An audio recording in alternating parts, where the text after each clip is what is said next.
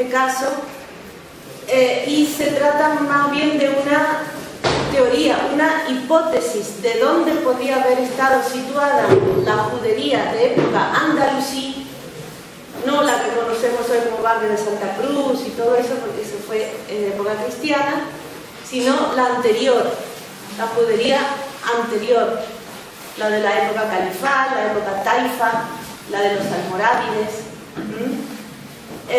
Y digo teoría o hipótesis porque no hay documentación. Entonces, para empezar, tenemos un mapa de las comunidades judías más importantes en la península desde el siglo VIII hasta el siglo XIII. Vemos que la mayoría se concentran ¿dónde está? En el sur, ¿no? Pero también se ve aquí todo a lo largo de la zona también andalusí, excepto evidentemente Barcelona, Gerona y León. Tenemos aquí la ciudad de Lucena, que era, la llamaban la perla de Sefarad, porque era 100% judía esa ciudad.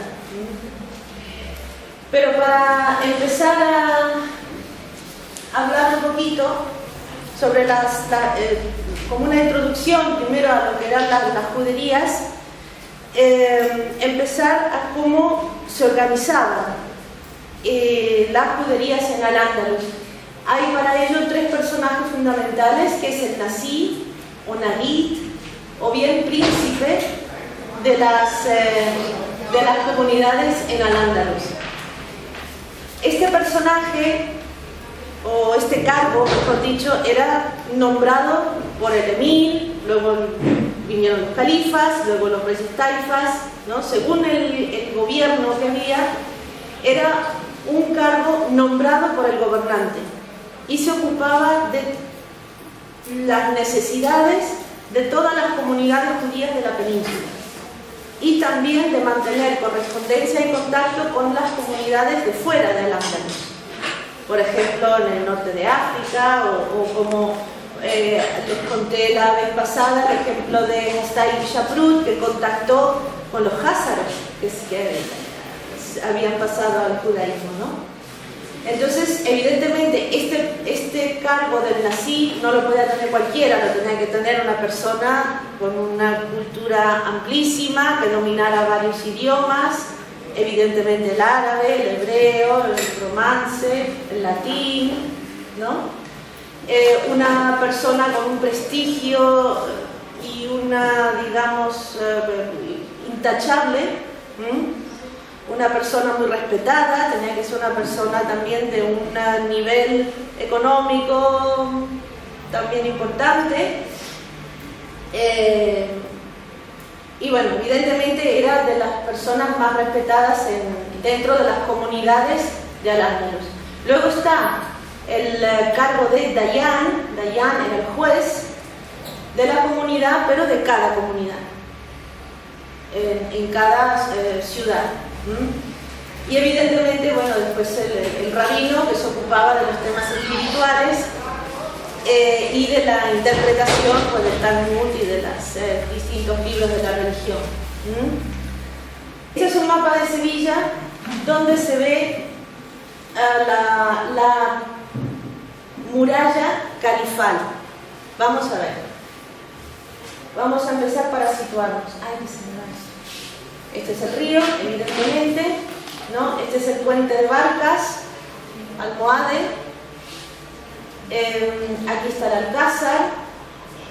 Esta es la muralla califal, que coincidía después con la ampliación, o coincidía con la Almohade. Esta muralla que sigue todo por aquí es la ampliación que se hizo en época Almohade, pero a mí en realidad lo que más me interesa es lo que está aquí, y es la parte califal. Por aquí iba la muralla califal. Para localizar esto en un mapa actual de Sevilla, tenemos que saber que esta laguna que se llamaba en aquella época Buhaira, pero la Buhaira no la Buhaira de aquí, sino la Buhaira de aquella época, que era una laguna, y que actualmente es el Paseo de la Alameda. Esa laguna fue secada a lo largo de los siglos, pero nunca se utilizó, digamos, para algo así más provechoso, sino que se convirtió con el paso del tiempo en una especie de vertedero. Extramuros, ¿no? Porque si vemos aquí la muralla da un giro. Si vamos de la laguna de la Guaira, vamos hacia el sur, aquí estaríamos por la altura de la calle Trajano, la calle Amor de Dios, y seguimos, seguimos un poquito hacia abajo, atravesamos el Duque, atravesamos la calle Sierpes, que sabemos que por ahí va un brazo del río, y luego ese brazo del río seguía, continuaba y desembocaba más o menos en otra laguna más chica, que es esta que vemos aquí, que actualmente es la Plaza de Molviedro. Y donde ahora vemos que hay un cuadrado, que es donde estaba la mezquita almohade, tenemos que imaginarnos que aquí había un gran descampado que separaba, digamos, la Medina del Alcázar.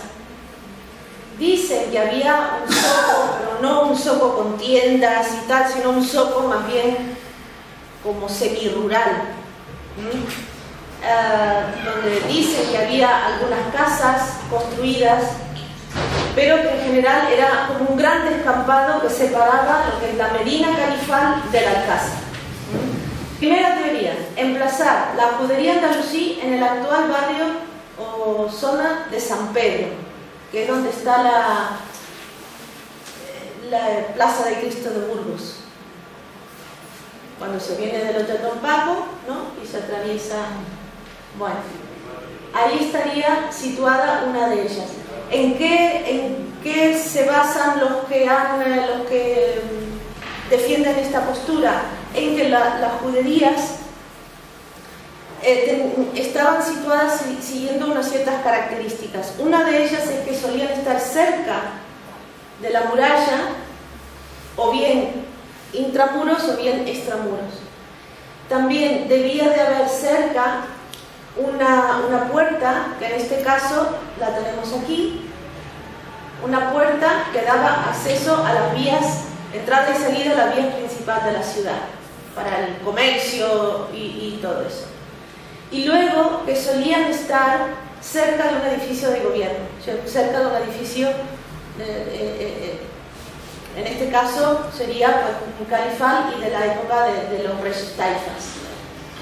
En esta zona, que está cerca la plaza de San Juan de la Palma, la calle Regina y una calle que se llama Alcázares, en esa zona dicen que había un palacio de gobierno donde se hacían solamente trámites administrativos, que se llamaba el Palacio de Almucarra, y que es muy nombrado en la época del rey Al-Mutamín, de su papá Al-Mutalib. No queda nada de aquello, como lo podemos ver hoy en día si nos damos un paseo, no queda nada, pero hay una calle que curiosamente se llama Alcázares, ¿no? Esta sería pues una de las hipótesis, con lo cual la judería quedaría intramuros. Las otras dos están localizadas extramuros. Esta verde estaría en la actual Plaza de la Magdalena. El camino de acceso a la ciudad a través de dos puertas, sería por aquí y por aquí. O sea, también estaría bien comunicado para acceder a la Medina. En este caso no guarda, digamos, la característica de que esté cerca de un palacio de gobierno, pero por otro lado estaba cerca del muelle de la Sal, que era el puerto de Sevilla, y donde había muchísimo movimiento de mercancías, con las que muchos sefardíes tenían que ver. Ellos se ocupaban mucho del comercio de artículos de lujo, de telas, perfumes, y entonces, bueno, el comercio fluvial era fundamental, era muy importante. Luego, si vamos un poquito más al norte, tenemos otro barrio hipotético que sería el actual Plaza de San Lorenzo, donde también hay algunas fuentes que lo sitúan en esa zona. La verdad, en este caso no guarda mucha relación con ninguna de las características que les he dado, porque no está cerca de ninguna puerta ni camino de acceso a la Medina, ni entrada ni salida.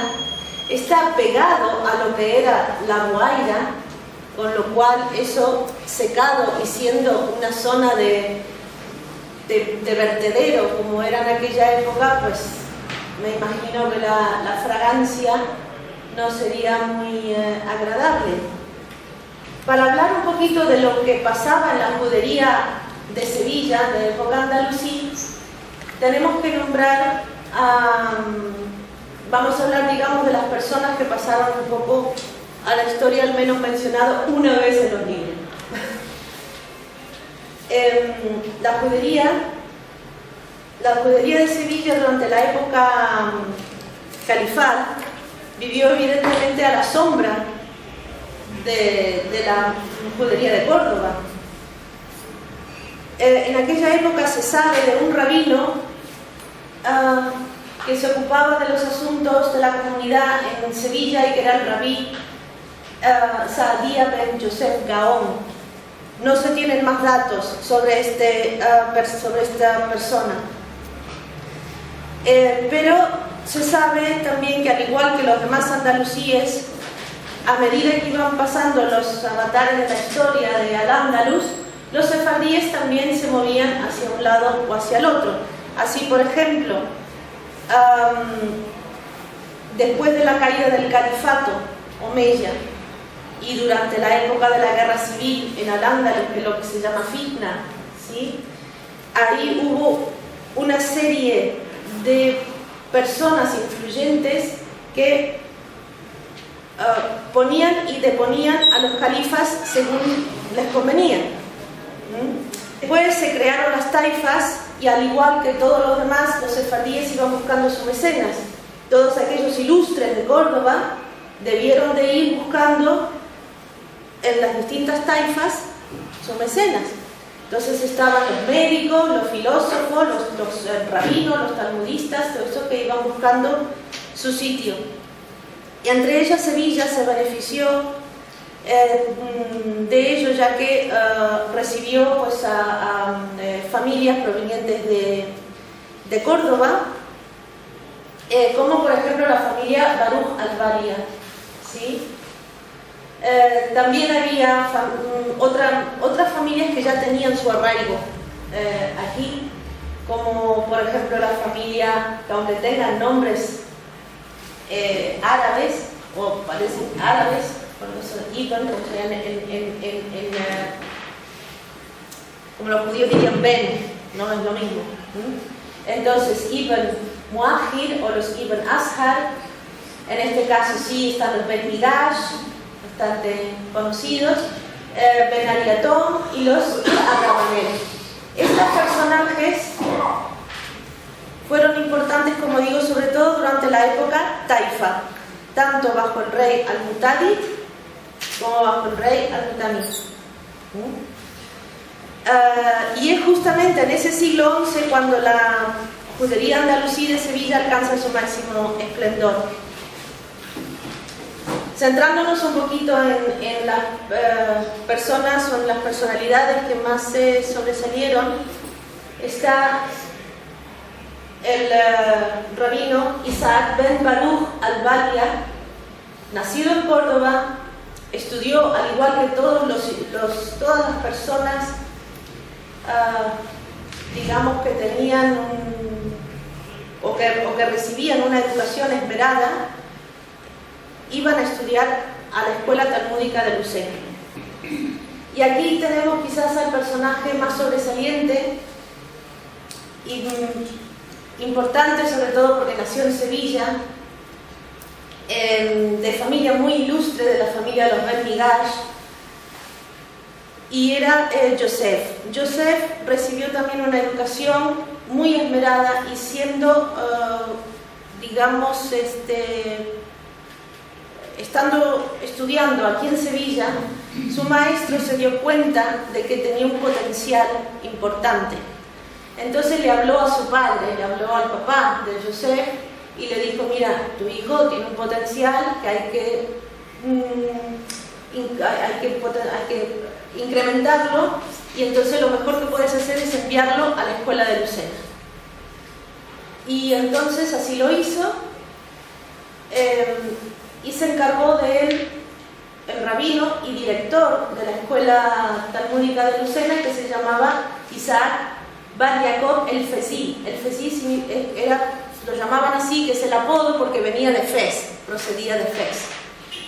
Este señor se ocupó personalmente de la educación de Yosef Meir Ben Migash, se ocupó de enseñarle día y noche el Talmud y todos los libros de la religión, de medicina, de todo.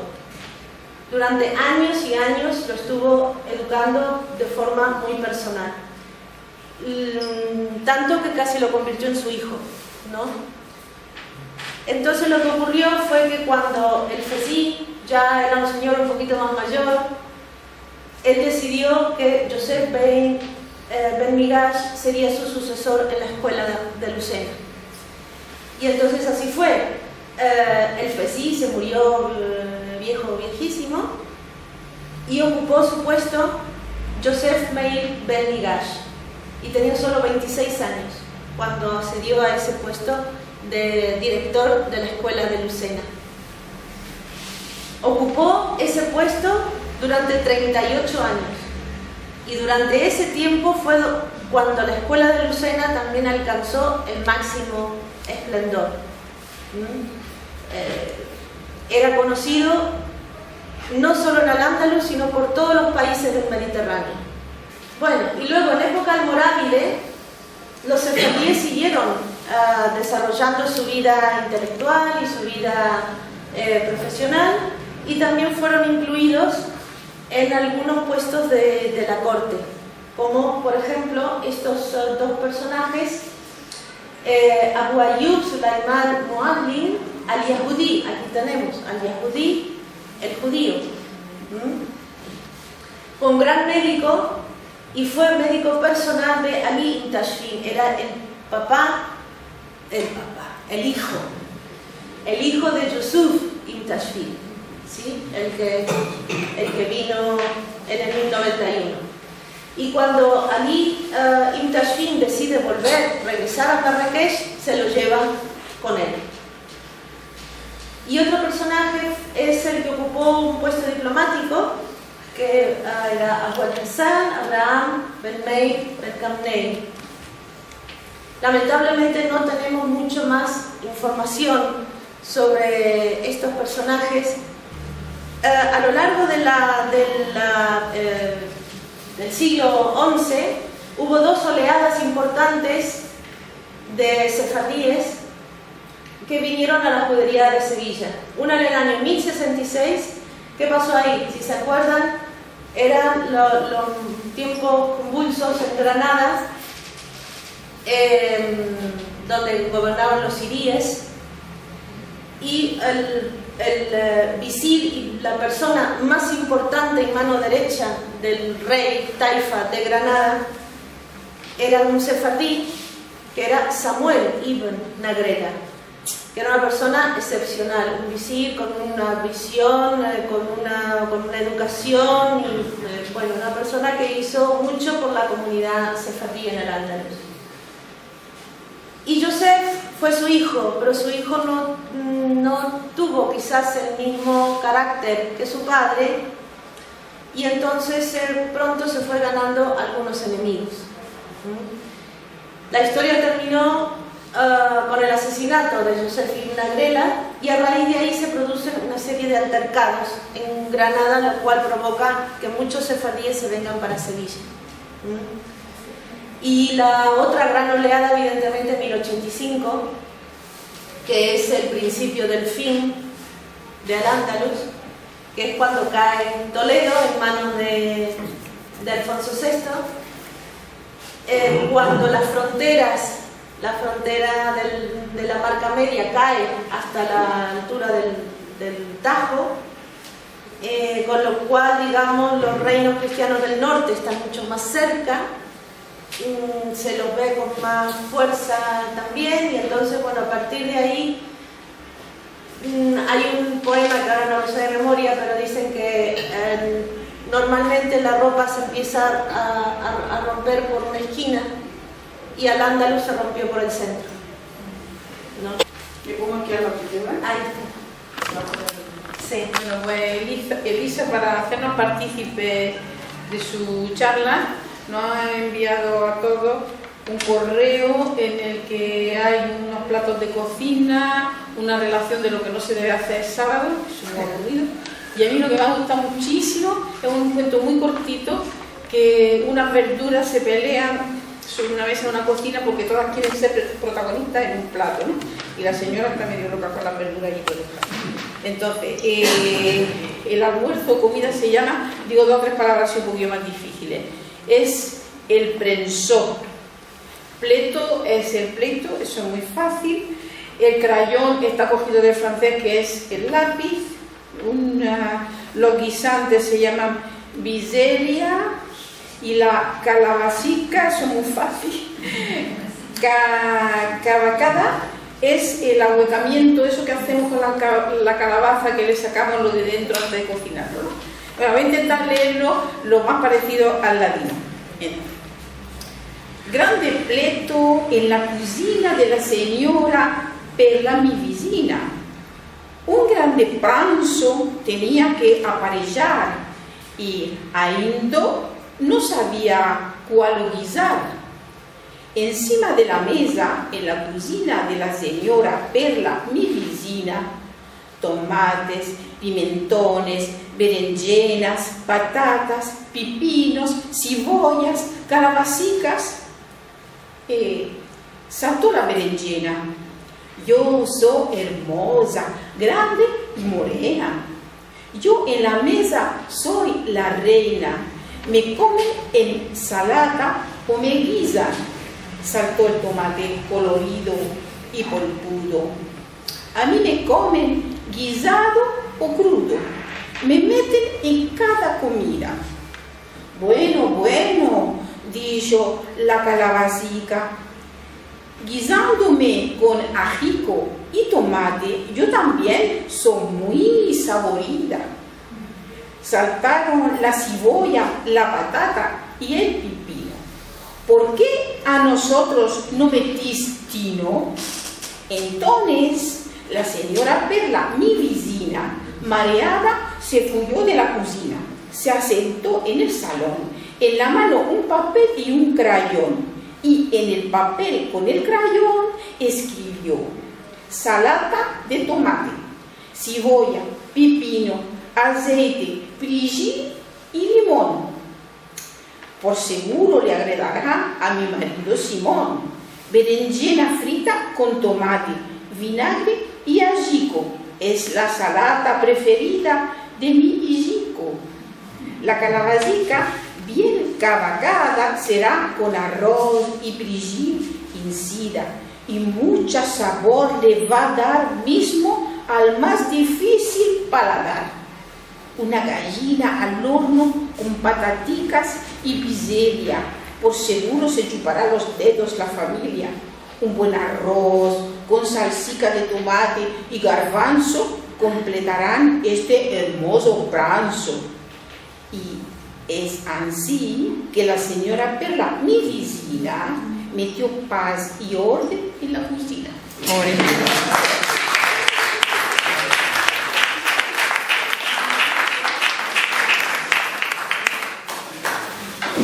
Bueno, así que nada, así terminamos y espero que